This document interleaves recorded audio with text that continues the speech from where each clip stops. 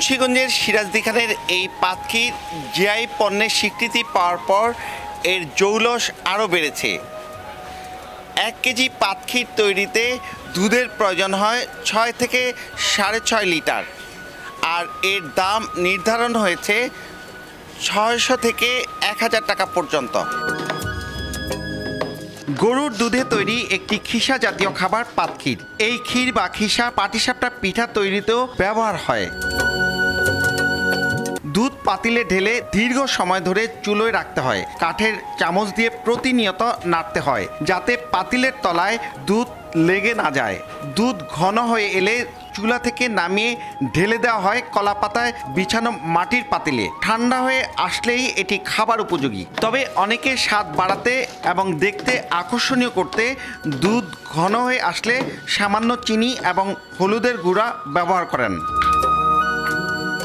মোগল আমলে ঢাকাবাসীর খাবার তালিকায় পাতক্ষীরের নাম পাওয়া যায়। বিক্রমপুর তথা মুন্সিগঞ্জের সিরাজদি খানের এই পাতক্ষীর ভিন্ন স্বাদের কারণে এর কদর সর্বত্র। ইউরোপ ও আমেরিকার বাঙালি কমিউনিটির সুপার শপেও বিক্রি হয় পাতক্ষীর। গত 30 এপ্রিল আনুষ্ঠানিকভাবে পাতক্ষীরকে ভৌগোলিক নির্দেশক জিআই পণ্যের সনদ প্রদান করা হয়। প্যাটেন্ট, শিল্প নকশা ও ট্রেডমার্কস অধিদপ্তর কর্তৃক আনুষ্ঠানিকভাবে এই স্বীকৃতি প্রদান করা হয়। এর আগে 2024 সালের 25 ফেব্রুয়ারি জেলা প্রশাসন থেকে আবেদনটি করা হয়। সিরাজদি খানের জগৎ বিখ্যাত পাতক্ষীর জিআই পণ্যের স্বীকৃতি পাওয়ার খবরে সন্তোষ পাড়া গ্রামের কারিগর সহ সবাই খুশি।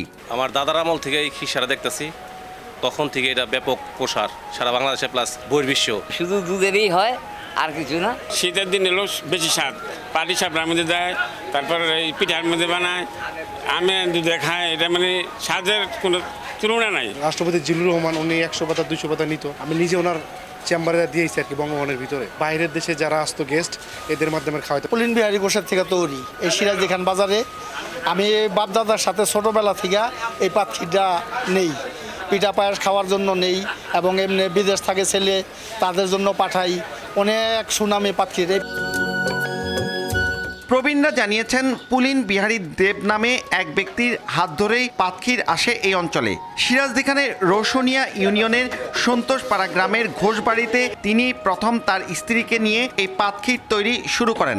পরে ইন্দ্রমোহন ঘোষ সহ গ্রামটিতে কেউ কেউ পাতক্ষীর তৈরি করেন। তবে পরিবারের মেয়েদের পাতক্ষীর তৈরি শেখানোর রীতি নেই। পরিবারগুলোতে পুত্রবধূরা আসার পরই পাতক্ষীর তৈরি শিখে থাকেন, কেননা মেয়েরা বিয়ের পর অন্যত্র চলে যায়। তবে বর্তমানে দোকানের কারিগররাও পাতক্ষীর তৈরি করছেন। সর্বপ্রথম বাজার থেকে দুধটা ক্রয় করা হয়, আনার পরে ওই দুধটা ভালো করে সেকি আমরা তারপরে জালে চাপানোর পরে প্রায় দীর্ঘ সময় ধরে ওইটা জাল দিয়ে লাগে। জাল দেওয়ার পরে যখন ওর একটা পাক আছে, ওই পাকটা যখন চলে আসে তখন আমরা নামাই দিই তখন ওই যে মাটির যে পাত্রটা আছে বা কলার পাতা, এটা আমরা মাপিয়ে ওজন করে আধা কেজি করে দিয়ে দিই। প্রশাসন বলছে, স্বীকৃতি পাওয়ায় উৎপাদকদের আর্থসামাজিক উন্নয়নেও ভূমিকা রাখতে শুরু করেছে। বাংলাদেশ সহ বহির্বিশ্বেও এটার জনপ্রিয়তা বেড়ে যাবে। আর যখনই এই যে পাতক্ষীরের জনপ্রিয়তা বেড়ে যাবে, তখন কিন্তু এই সিরাজদি খানের এই পাতক্ষীরটা যখন একটা ব্র্যান্ডিং হিসেবেও মানে গণ্য হবে, তখন দেখবেন যে মানুষের এই পাতক্ষীরের সাথে যারা জড়িত, যারা এই পাতক্ষীরটা তৈরি করছে, সেই শ্রেণীগুলো কিন্তু দ্রুত তাদের অর্থনৈতিক উন্নয়ন হয়ে যাবে। সিরাজদি খান বাজারে পাতক্ষীরের 17টি দোকান রয়েছে। এর মধ্যে রাজলক্ষ্মী মিষ্টান্ন ভাণ্ডার, মা ক্ষীর ভাণ্ডার, জগন্নাথ মিষ্টান্ন ভাণ্ডার, সমীর ঘোষ মিষ্টান্ন ভাণ্ডার, মহাগুরু মিষ্টান্ন ভাণ্ডার উল্লেখযোগ্য। গরমের সময় এক একটি দোকানে দৈনিক গড়ে 40-50 পাতা পাতক্ষীর বিক্রি হয়ে থাকে। এখন বর্ষায়ও এমনটি বিক্রি হচ্ছে। এক পাতায় 500 গ্রাম পাতক্ষীর মোড়ানো হয়। তবে শীতকালে বিক্রি বাড়ে। এ সময় প্রতি দোকানে দৈনিক গড়ে 200 থেকে 250 পাতা পাতক্ষীর বিক্রি হয়। খেতে সুস্বাদু, 200 বছরের ঐতিহ্য পাতক্ষীরের খ্যাতি দেশ বিদেশে। আন্তর্জাতিক পরিমণ্ডলে এর প্রসার ছড়িয়ে দেওয়া ছাড়াও এর মেধা সম্পদ বৃদ্ধিতে কাজ চলছে এখন। মুন্সিগঞ্জের সিরাজদি খান বাজার থেকে নাসির উদ্দিন উজ্জ্বল, সময় সংবাদ।